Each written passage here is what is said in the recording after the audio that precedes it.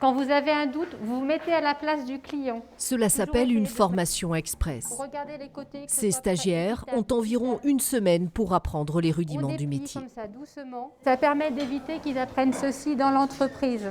Ça va être un gain de temps pour l'employeur. Il n'aura pas besoin de perdre une journée ou deux ou de consacrer quelqu'un pour leur expliquer les basiques. Demandeurs d'emploi ou encore étudiants, l'idée ici est de répondre à la demande des restaurateurs en quête de personnel. Voilà.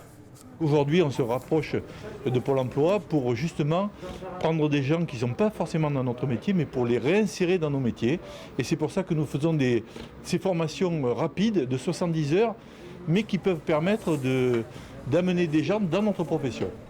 En salle ou en cuisine, les parcours de vie sont différents, entre désir de trouver un emploi ou bien tout simplement de trouver sa voie. On a fait un taillage en Macédoine, donc. Moi, j'ai fait 4 ans d'études en mécanique moto.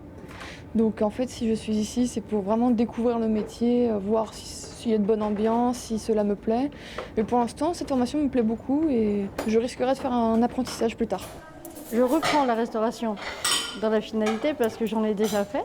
Et nous espérons tous, je pense, pouvoir être embauchés à la fin de cette formation. Allez, on y va s'il vous plaît. 400 emplois sont à pourvoir en Dordogne. La restauration a perdu en un an, en France, près de 120 000 salariés.